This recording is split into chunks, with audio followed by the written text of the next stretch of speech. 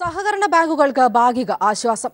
നിക്ഷേപമായ സ്വീകരിച്ച പഴയ നോട്ടുകൾ സഹകരണ ബാങ്കുകൾക്ക് RBIയിൽ നിക്ഷേപിക്കാമെന്ന് സുപ്രീം കോടതി. എന്നാൽ നോട്ട് മാറ്റത്തിന് ഡിസംബർ 30 വരെ കാത്തിരിക്കാനും കോടതി നിർദ്ദേശിച്ചു.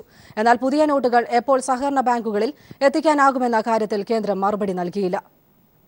നവംബർ 10 മുതൽ 14 വരെ നിക്ഷേപമായി സ്വീകരിച്ച പഴയ നോട്ടുകൾ സഹകരണ ബാങ്കുകൾക്ക് റിസർവ് ബാങ്കിൽ നിക്ഷേപിക്കാമെന്നാണ് ചീഫ് ജസ്റ്റിസ് TS ഠാക്കൂറിന്റെ ബെഞ്ച് വ്യക്തമാക്കിയത്. കേന്ദ്ര സർക്കാരും ഇക്കാര്യത്തിൽ എതിർപ്പ് പ്രകടിപ്പിച്ചില്ല. എന്നാൽ അസാധുവാക്കിയ നോട്ടുകൾ മാറ്റുന്ന കാര്യത്തിൽ സഹകരണ ബാങ്കുകൾക്കുമേൽ ഇപ്പോൾ ഏർപ്പെടുത്തിയിരിക്കുന്ന നിയന്ത്രണത്തിൽ ഇളവ് നൽകാനാകില്ലെന്നും കോടതി അറിയിച്ചു.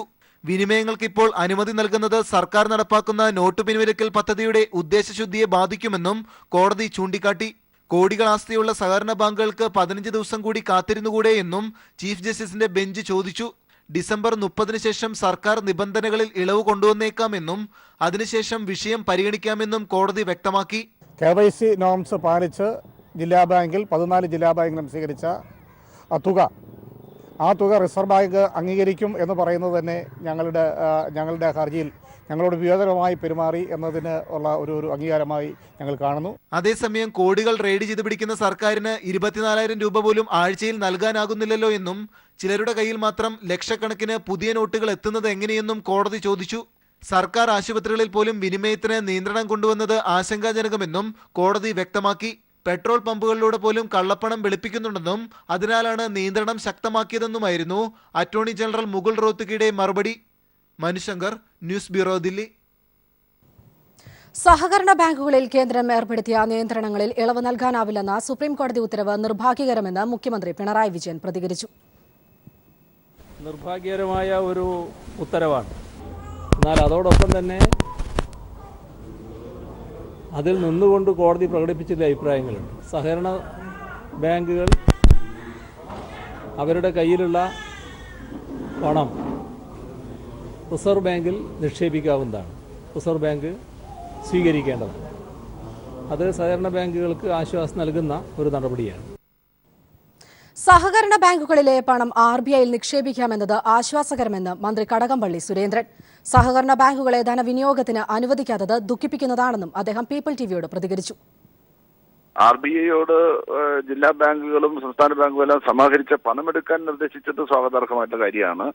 മറ്റ് ന്യൂ ജനറേഷൻ ബാങ്കുകൾക്ക് പോലും അനുവദിച്ചതായിട്ടുള്ള വിനിമയത്തിന് നമ്മുടെ സഹകരണ ബാങ്കുകൾക്ക് അനുമതി നൽകാതെ പോയതിൽ യഥാർത്ഥത്തിൽ എനിക്ക് ദുഃഖമുണ്ട്.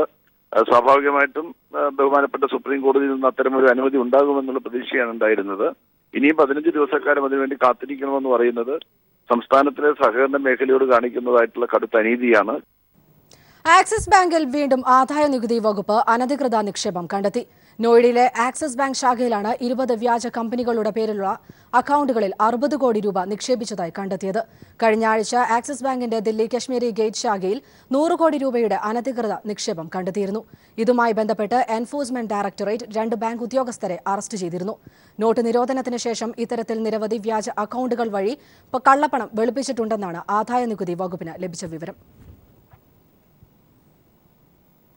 അഗസ്റ്റ വെസ്റ്റ്ലാൻഡ് ഹെലികോപ്റ്റർ അഴിമതിയിൽ കോൺഗ്രസ് നേതൃത്വത്തെ പ്രതിക്കൂട്ടിലാക്കി ഇടനിലക്കാരന്റെ ഡയറിക്കുറിപ്പുകളും ഇമെയിൽ സന്ദേശങ്ങളും പുറത്തായി. ഇന്ത്യയിലെ പ്രബല രാഷ്ട്രീയ കുടുംബത്തിന് 114 കോടി രൂപ കൈക്കൂലി നൽകിയെന്നാണ് ബ്രിട്ടീഷ് ആയുധ വ്യാപാരി കൂടിയായ ഇടനിലക്കാരൻ ക്രിസ്ത്യൻ മിഷേലിന്റെ ഡയറിക്കുറിപ്പ്. AP എന്ന ചുരുക്കപ്പേരിൽ അറിയപ്പെടുന്ന നേതാവിന് 21 കോടി കൈക്കൂലി നൽകി. അഗസ്റ്റ വെസ്റ്റ്ലാൻഡ് ഇടപാടിൽ കോഴയിനത്തിൽ 370 കോടി രൂപ ഇന്ത്യയിലെ രാഷ്ട്രീയ നേതാക്കൾക്കും ഉദ്യോഗസ്ഥർക്കുമായി നൽകിയിട്ടുണ്ടെന്നും രേഖകളിൽ വ്യക്തമാക്കുന്നുണ്ട്. കഴിഞ്ഞ UPA സർക്കാരിന്റെ കാലത്ത് നടന്ന അഗസ്റ്റ വെസ്റ്റ്ലാൻഡ് ഇടപാടിൽ ശതകോടികൾ കോഴയായി ഇന്ത്യയിലേക്ക് ഒഴുകിയിട്ടുണ്ടെന്നാണ് ക്രിസ്ത്യൻ മിഷേലിന്റെ ഡയറി കുറിപ്പുകൾ പറയുന്നത്. ഇറ്റാലിയൻ പോലീസ് പിടിച്ചെടുത്ത് CBIക്ക് കൈമാറിയ രേഖകളാണ് പുറത്തായത്. ഇന്ത്യയിലെ പ്രബല രാഷ്ട്രീയ കുടുംബത്തിന് 114 കോടി രൂപ കൈക്കൂലിയായി നൽകിയിട്ടുണ്ടെന്നാണ് പ്രധാന വെളിപ്പെടുത്തൽ. AP എന്ന ചുരുക്കപ്പേരിൽ അറിയപ്പെടുന്ന രാഷ്ട്രീയ നേതാവിന് 21 കോടി രൂപ കോഴ നൽകി.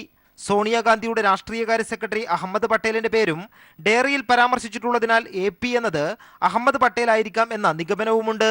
ഇന്ത്യൻ വ്യോമസേന ഉദ്യോഗസ്ഥർക്ക് 43 കോടി, മറ്റ് വിവിധ വകുപ്പുകളിലെ ഉദ്യോഗസ്ഥർക്ക് 59 കോടി. ഇങ്ങനെ പോകുന്നു ഡയറി കുറിപ്പിലും ഇമെയിൽ സന്ദേശങ്ങളിലുമുള്ള കോഴക്കണക്ക്. ഇടപാടുമായി ബന്ധപ്പെട്ട് നടന്ന ഉന്നതതല യോഗങ്ങളുടെ വിശദാംശങ്ങളും ഈ രേഖകളിലുണ്ട്. പ്രധാനമന്ത്രിയുടെ ഓഫീസ്, പ്രതിരോധ മന്ത്രാലയം, SPG, chief vigilance commissioner office തുടങ്ങിയ ഇടങ്ങളിലെ ഉദ്യോഗസ്ഥരുമായുള്ള ബന്ധവും പുറത്തായ രേഖകളിൽ പരാമർശിക്കുന്നുണ്ട്. മറ്റ് രാജ്യങ്ങളിലെ കമ്പനികളെ സാങ്കേതിക പ്രശ്നങ്ങൾ ചൂണ്ടിക്കാട്ടി ഒഴിവാക്കിയത് യാദർച്ഛികമല്ലെന്നും ഉന്നതതല ഗൂഢാലോചനയുടെ ഭാഗമാണെന്നും ക്രിസ്റ്റ്യൻ മിഷേലിന്റെ രേഖകളിൽ പറയുന്നു. കോൺഗ്രസ് അധ്യക്ഷ സോണിയാഗാന്ധി, മുൻ പ്രധാനമന്ത്രി മൻമോഹൻ സിംഗ്, അഹമ്മദ് പട്ടേൽ തുടങ്ങിയവരുടെ പേരുകൾ ഡയറി കുറിപ്പുകളിലും ഇമെയിൽ സന്ദേശങ്ങളിലും പലയിടത്തായി പരാമർശിച്ചിട്ടുണ്ട്. നോട്ട് പിൻവലിച്ച വിഷയത്തിൽ ഭരണ പ്രതിപക്ഷ യുദ്ധം മുറുകവെയാണ് കോൺഗ്രസ് നേതൃത്വത്തെ പ്രതിരോധത്തിലാക്കി അഗസ്റ്റ വെസ്റ്റ്ലാൻഡിൽ പുതിയ തെളിവുകൾ പുറത്തുവന്നിരിക്കുന്നത്. എന്നാൽ പ്രധാനമന്ത്രിക്കെതിരെ തെളിവുകളുണ്ടെന്ന രാഹുൽ ഗാന്ധിയുടെ ആരോപണത്തിന് പിന്നാലെ CBIയുടെ കൈവശമുള്ള തെളിവുകൾ പുറത്തുവന്നതിലെ രാഷ്ട്രീയവും ചർച്ചയാകും. ദില്ലിയിൽ നിന്നും ക്യാമറാമാൻ രാജീവ് കണ്ണാടിക്കൊപ്പം M. സന്തോഷ്. അഗസ്റ്റ വെസ്റ്റ്ലാൻഡ് അഴിമതിയുമായി സോണിയാഗാന്ധിക്ക് യാതൊരു ബന്ധവുമില്ലെന്ന് AK ആന്റണി. ഇടപാടിന്റെ ചാലകശക്തി ഇന്ത്യൻ വ്യോമസേനയാണെന്നും ആന്റണി. CBIയെ BJP ചട്ടുകമായി ഉപയോഗിക്കുന്നുവെന്നും വിമർശനം. No connection with Sonia ji. No connection with Sonia ji. In the Italian court itself it was mentioned. So nothing like you say, but I feel sorry because don't tarnish the image of CBI like that. What CBI is going to do within 2 months? BJP is saying it is too much. That is, they are attributing that CBI is under their thumb. It is not good for them. രാജ്യത്ത് ദേശീയ സംസ്ഥാന പാതകളുടെ അരികിലെ മുഴുവൻ മദ്യശാലകളും അടച്ചുപൂട്ടണമെന്ന് സുപ്രീംകോടതി. 500 metre പരിധിക്കുള്ളിൽ വരുന്ന മദ്യശാലകൾ March 31 പ്രവർത്തനം അവസാനിപ്പിക്കണമെന്നാണ് chief justice അധ്യക്ഷനായ ബെഞ്ചിന്റെ ഉത്തരവ്. ബിവറേജസ്, ബിയർ ആൻഡ് വൈൻ പാർലറുകൾ, സ്റ്റാർ ഹോട്ടലുകൾ, കള്ളുഷാപ്പുകൾ എന്നിവയ്ക്ക് ഉത്തരവ് ബാധകമാണ്. ഏപ്രിൽ 1 ഉത്തരവ് നടപ്പാക്കി ചീഫ് സെക്രട്ടറിമാർ റിപ്പോർട്ട് നൽകണമെന്നും കോടതി വ്യക്തമാക്കി. ദേശീയ സംസ്ഥാന പാതയോരങ്ങളിൽ മദ്യം സുലഭമായി ലഭിക്കുന്നത് വാഹനാപകടങ്ങൾ ദിനംപ്രതി വർദ്ധിക്കുന്നതിന് കാരണമാകുന്നുവെന്നും ഇത് നിരോധിക്കണമെന്നും ആവശ്യപ്പെട്ട് അറൈവ് സേവ് സൊസൈറ്റി എന്ന സന്നദ്ധ സംഘടനയാണ് കോടതിയിൽ നിയമ പോരാട്ടം തുടങ്ങുന്നത്. ഗുരുതര പ്രത്യാഘാതം ഉണ്ടാക്കുന്നുവെന്ന് ചൂണ്ടിക്കാട്ടി പഞ്ചാബ്, ഹരിയാന ഹൈക്കോടതി ദേശീയ സംസ്ഥാന പാതകളിലെ മദ്യശാലകൾ അടച്ചുപൂട്ടണമെന്ന് ഉത്തരവിട്ടിരുന്നു. ഇത് ചോദ്യം ചെയ്ത് പഞ്ചാബ്, ഹരിയാന, തമിഴ്നാട് അടക്കമുള്ള സംസ്ഥാന സർക്കാരുകളാണ് സുപ്രീം കോടതിയെ സമീപിച്ചത്. സംസ്ഥാന സർക്കാരുകളുടെ വാദങ്ങൾ പൂർണ്ണമായി തള്ളിക്കൊണ്ടായിരുന്നു സുപ്രീം കോടതി ഉത്തരവ്. രാജ്യത്തെ മുഴുവൻ ദേശീയ സംസ്ഥാന പാതകളിൽ 500 മീറ്ററിനകത്തുള്ള മദ്യശാലകളെല്ലാം അടച്ചുപൂട്ടണമെന്ന് ചീഫ് ജസ്റ്റിസ് TS ഠാക്കൂറിന്റെ ബെഞ്ച് ഉത്തരവിട്ടു. ബിവറേജ് ഔട്ട്ലെറ്റുകൾ, ബിയർ ആൻഡ് വൈൻ പാർലറുകൾ, സ്റ്റാർ ഹോട്ടലുകൾ എന്നിവയ്ക്ക് ഉത്തരവ് ബാധകമാണ്. നാഷണൽ സ്റ്റേറ്റ് ഹൈവേയുടെ സൈഡിൽ സ്ഥിതി ചെയ്യുന്ന ലിക്കർ ഔട്ട്ലെറ്റ്സ് ഉടൻ തന്നെ മാറ്റണമെന്നും 2017 കാലാവധി അവസാനിക്കുന്ന ലിക്കർ ഔട്ട്ലെറ്റ്സ് ലൈസൻസ് കാലാവധി തീരുമ്പോൾ മാറ്റണമെന്നുമാണ് സുപ്രീം കോടതി പറഞ്ഞിട്ടുള്ളത്. ലൈസൻസ് പുതുക്കി നിശ്ചയിച്ച ഹോട്ടലുകൾ ഉൾപ്പെടെ മാർച്ച് 31 പ്രവർത്തനം അവസാനിപ്പിക്കണം. മദ്യലഭ്യതയുമായി ബന്ധപ്പെട്ട് ഹോട്ടലുകളടക്കം ദേശീയപാതകളിൽ സ്ഥാപിച്ചിട്ടുള്ള പരസ്യ ബോർഡുകൾ നീക്കണമെന്നും കോടതി വ്യക്തമാക്കി. മുനിസിപ്പൽ പരിധിയിലൂടെ കടന്നുപോകുന്ന ദേശീയ സംസ്ഥാന പാതകളിലെ മദ്യശാലകൾക്ക് ഇളവ് വേണമെന്ന ആവശ്യവും കോടതി അംഗീകരിച്ചില്ല. ഏപ്രിൽ 1 ഉത്തരവ് നടപ്പാക്കി ചീഫ് സെക്രട്ടറിമാർ റിപ്പോർട്ട് നൽകണമെന്നും ചീഫ് ജസ്റ്റിസിന്റെ ബെഞ്ച് വ്യക്തമാക്കി. ദേശീയ സംസ്ഥാന പാതകൾക്കരികിൽ ഏറ്റവും കൂടുതൽ മദ്യശാലകളുള്ള സംസ്ഥാനങ്ങളിലൊന്ന് കേരളമാണ്. അതിനാൽ തന്നെ പുതിയ സുപ്രീം കോടതി ഉത്തരവ് ഏറ്റവും കൂടുതൽ ബാധിക്കുക കേരളത്തെയുമാകും. Manushankar, news bureau, Delhi. ഹൈവേകളിലെ മദ്യശാലകൾ പൂട്ടണമെന്ന സുപ്രീം കോടതി ഉത്തരവിൽ സർക്കാരിന് ഉത്കണ്ഠയില്ലെന്ന് എക്സൈസ് മന്ത്രി TP രാമകൃഷ്ണൻ. ഉത്തരവ് നടപ്പിലാക്കാൻ സർക്കാർ ബാധ്യസ്ഥരാണെന്നും വിധിയിലെ വിശദാംശങ്ങൾ വന്നതിന് ശേഷം തുടർ നടപടികൾ സ്വീകരിക്കുമെന്നും മന്ത്രി വ്യക്തമാക്കി. സുപ്രീം കോടതി വിധിയുടെ അടിസ്ഥാനത്തിലുള്ള നടപടികൾ സ്വീകരിക്കാൻ ഗവൺമെൻറ് ബാധ്യസ്ഥമാണ്. ഏത് തരത്തിലായാലും സുപ്രീം കോടതിയുടെ നിർദ്ദേശം നടപ്പിലാക്കിക്കൊണ്ട് തന്നെ ഗവൺമെൻറ് നടപടികൾ സ്വീകരിക്കും.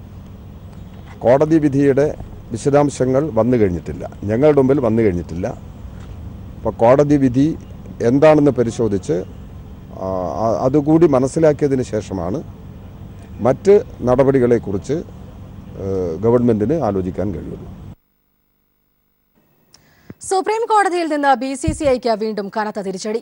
ഭാരവാഹികളെ മുഴുവൻ നീക്കി പുതിയ സമിതിയെ നിയോഗിക്കുന്ന കാര്യം കോടതി പരിഗണിക്കും. സമിതി അംഗങ്ങളുടെ പേരുകൾ നിർദ്ദേശിക്കാൻ BCCIക്ക് ഒരാഴ്ചത്തെ സമയം നൽകി. കോടതിയിൽ കള്ളം പറഞ്ഞതിന് BCCI അധ്യക്ഷൻ അനുരാഗ് ഠാക്കൂർ മാപ്പ് പറഞ്ഞില്ലെങ്കിൽ ജയിലിൽ പോകേണ്ടി വരുമെന്നും കോടതി മുന്നറിയിപ്പ് നൽകി. ലോധ കമ്മിറ്റി ശുപാർശ അനുസരിച്ച് GK പിള്ളയെ നിരീക്ഷകനായി നിയമിക്കുന്നതിനെ BCCI കോടതിയിൽ എതിർത്തു. GK പിള്ളയ്ക്കെതിരെ നേരത്തെ ആരോപണങ്ങൾ ഉണ്ടായിട്ടുണ്ടെന്നും നിയമനം അംഗീകരിക്കാനാകില്ലെന്നും BCCI വാദിച്ചു. BCCI അധ്യക്ഷ സ്ഥാനത്ത് നിന്ന് അനുരാഗ് ഠാക്കൂറിനെ മാറ്റണമെന്ന് അമിക്കസ് ക്യൂറി ഗോപാൽ സുബ്രഹ്മണ്യം കോടതിയോട് ആവശ്യപ്പെട്ടു. BCCI ഭാരവാഹികളെ മുഴുവൻ തലസ്ഥാനത്ത് നിന്ന് നീക്കി പകരം പുതിയ സമിതിയെ നിയോഗിക്കുന്ന കാര്യം പരിഗണിക്കും. സമിതി അംഗങ്ങളെ നിർദ്ദേശിക്കാനുണ്ടെങ്കിൽ അത് ഒരാഴ്ചക്കകം വേണമെന്നും കോടതി BCCIയോട് ആവശ്യപ്പെട്ടു. BCCI അധ്യക്ഷൻ അനുരാഗ് ഠാക്കൂറിനെ രൂക്ഷമായ ഭാഷയിലാണ് ചീഫ് ജസ്റ്റിസ് TS ഠാക്കൂർ വിമർശിച്ചത്. അനുരാഗ് ഠാക്കൂർ കോടതിയിൽ കള്ളം പറഞ്ഞതിന് മാപ്പ് പറയണമെന്ന് കോടതി ആവശ്യപ്പെട്ടു. മാപ്പ് പറഞ്ഞില്ലെങ്കിൽ ജയിലിലേക്ക് പോകേണ്ടി വരുമെന്നും കോടതി മുന്നറിയിപ്പ് നൽകി. കള്ളം പറഞ്ഞിട്ടില്ലെന്ന് അനുരാഗ് ഠാക്കൂറിന്റെ അഭിഭാഷകൻ കപിൽ സിബൽ കോടതിയെ അറിയിച്ചു. സമിതിയെ നിയമിക്കുന്നതുൾപ്പെടെയുള്ള നിർണായക തീരുമാനങ്ങൾ അടുത്ത തവണ കേസ് പരിഗണിക്കുമ്പോൾ കോടതിയിൽ നിന്നും ഉണ്ടാകും. News bureau, Delhi. ഇന്ന് അർദ്ധരാത്രിയോടുകൂടി പെട്രോൾ ഡീസൽ വിലയിൽ വൻ വർധനവ് വരുത്തുമെന്ന് സൂചന. ആഗോള എണ്ണവിലയിലെ ചാഞ്ചാട്ടങ്ങളനുസരിച്ച് വിലയിൽ മാറ്റം വരുത്താനുള്ള അധികാരം എണ്ണ കമ്പനികൾക്ക് കേന്ദ്ര സർക്കാർ വിട്ടുകൊടുത്തിരിക്കുന്ന സാഹചര്യത്തിൽ അടുത്ത അവലോകന യോഗത്തിൽ ഈ വർധനവ് പ്രാബല്യത്തിൽ വരുത്താനാണ് നീക്കമെന്നാണ് സൂചന. കഴിഞ്ഞ 2 ആഴ്ചയ്ക്കിടെ അസംസ്കൃത എണ്ണവിലയിൽ 15% വർധനവാണ് ഉണ്ടായിരിക്കുന്നത്. ശനിയാഴ്ച നടത്താനിരുന്ന UP അസിസ്റ്റന്റ് പരീക്ഷകൾക്ക് മാറ്റമില്ലെന്ന് PSC. നേരത്തെ കേരള അഡ്മിനിസ്ട്രേറ്റീവ് ട്രിബ്യൂണൽ പരീക്ഷ താൽക്കാലികമായി സ്റ്റേ ചെയ്തിരുന്നു. എന്നാൽ ഹൈക്കോടതി ട്രിബ്യൂണൽ വിധി മരവിപ്പിച്ചു. ഇതേ തുടർന്നാണ് പരീക്ഷ മാറ്റമില്ലാതെ നടത്താൻ PSC തീരുമാനിച്ചത്.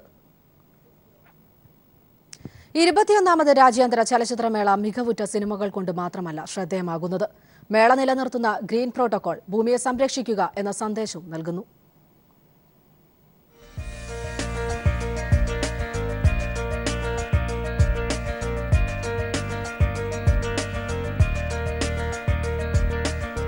ജീവിതസ്പർശിയാകണം സിനിമയെങ്കിൽ പ്രകൃതിസ്പർശിയാകണം ജീവനുകൾ. അതാണ് 21ാമത് രാജ്യാന്തര ചലച്ചിത്രമേള യാഥാർത്ഥ്യമാക്കിയത്. ചരിത്രം സൃഷ്ടിച്ചാണ് ഭൂമിയുടെ പച്ചപ്പ് നിലനിർത്തണമെന്ന പച്ചപ്രകാശം മേളയിൽ പരന്നത്. പ്ലാസ്റ്റിക്കിന്റെ ഉപയോഗം കുറച്ചുകൊണ്ട് ഗ്രീൻ പ്രോട്ടോകോൾ യാഥാർത്ഥ്യമാക്കിയ മേള.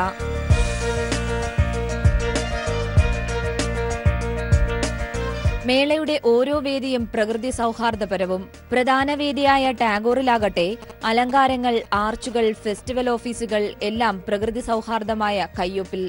മുള, ചണം, വൈക്കോൽ, തുണി ഇവയായിരുന്നു വേദികളിലും പരിസരത്തും ഉപയോഗിച്ചത്. പ്രതിനിധികളുടെ ബാഗുകളിലും ഈ ആശയം നിലനിർത്തി.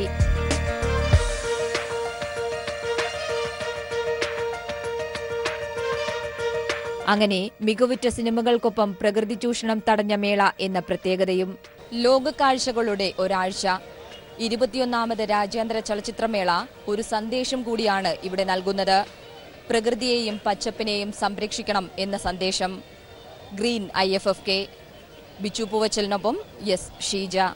പ്രശസ്ത ഡ്രമ്മർ ശിവമണി ശബരിമലയിൽ ദർശനം നടത്തി. തിരുനടയിലും തീർത്ഥാടകർക്കായി നടപ്പന്തലിലും തന്റെ മാന്ത്രിക സംഗീത വിരുന്ന് അവതരിപ്പിച്ചാണ് ശിവമണി മടങ്ങിയത്. പകരം വെക്കാനാവാത്ത താളവാദ്യ വിദഗ്ധൻ ശിവമണി രാവിലെയോടെയാണ് തിരുസന്നിധിയിലെത്തിയത്. കൊടിമരത്തിന് താഴെ തുടർന്ന് ഡ്രം സെറ്റിന്റെ മാന്ത്രിക ദണ്ഡുകളാൽ ശരണകീർത്തനങ്ങൾ ഒരുക്കി.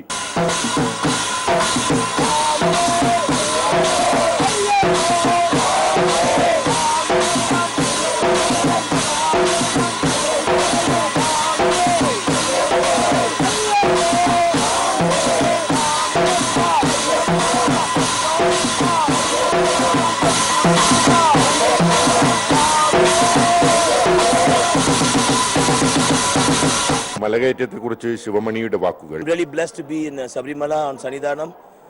We did a lovely darshan and all the magic is doing Swami. തുടർന്ന് സുഹൃത്തും കീബോർഡിസ്റ്റുമായ പ്രകാശ് ഉള്ളേരിക്കൊപ്പം നടപ്പന്തലിൽ തീർത്ഥാടകർക്കായി താളവിസ്മയം തീർത്തു.